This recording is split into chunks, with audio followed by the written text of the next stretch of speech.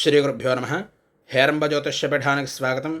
మనకి మహాలయపక్షాలు ప్రారంభమయ్యాయి. ఈ మహాలయపక్షాలు పాడ్యం నుండి అమావాస్య వరకు ఉంటాయి. ఈ మహాలయపక్షాల్లో ప్రత్యేకంగా పితృకార్యం నిర్వహించుకోవాలి.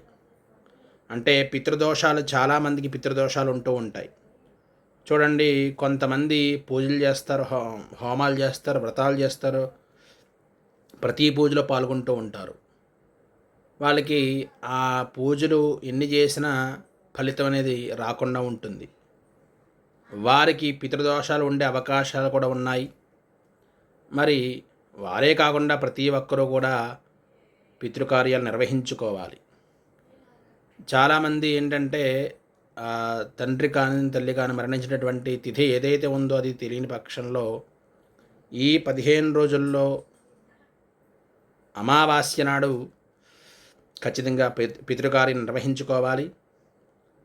తెలిసిన వారికి 15 రోజుల్లో తిథులు తెలుస్తూ ఉంటాయి కదా, వారికి 15 రోజుల్లో ఏ తిథి నాడైనా సరే వారు పితృకార్యం అంటే శ్రాద్ధం నిర్వహించుకోవాలి. ఈ శ్రాద్ధం అనేది చాలా విశేషంగా ప్రాధాన్యతను సంతరించుకుంటుంది. ఈ మహాలయపక్షాల్లో చనిపోయిన తిథి అయితే ఉందో వారికి శ్రాద్ధం పెట్టినట్లయితే కనుక గైలో పెట్టినట్లుగా భావిస్తాం అనే ధర్మం చెప్పబడుతోంది. కాబట్టి ప్రతి ఒక్కరూ కూడా మహాలయపక్షాల్లో పితృకార్యాలు నిర్వహించుకోవాలి. కనీసం అమావాస్య రోజునే సరే పితృకార్యాలు జరిపించుకోవాలి. ఆ జరిపించలేని ఎడల కనీసం తర్పణాలు చేయించి ఆ స్వయంపాకం దానం పంతులు గారు చేయాలి. ఆ తర్పణాలు కూడా కుదరలేని ఎడల స్వయంపాకం పంతులు గారికి దానం చేయాలి.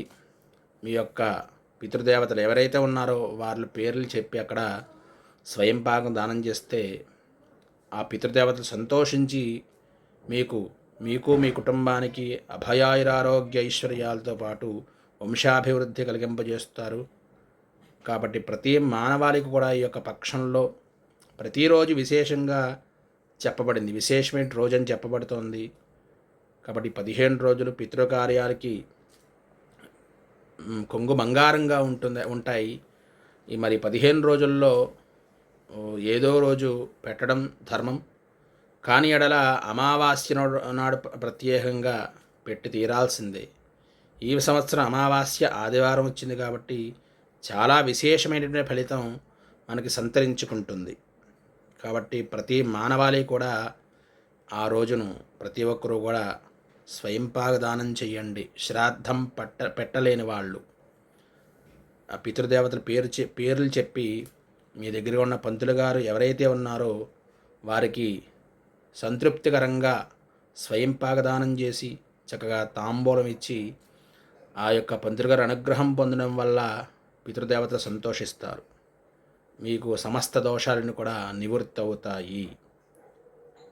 ఈ రోజుల్లో ఈ పితృకార్యాలు చేయడం చాలా కనుమరుగు అయిపోయాయి. మరి అటువంటి పితృకార్యాలు మనం చేసుకోవడం చాలా ఉత్తమోత్తమం.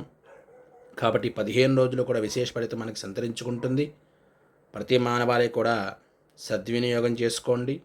సర్వే జనా సుఖినో భవంతు.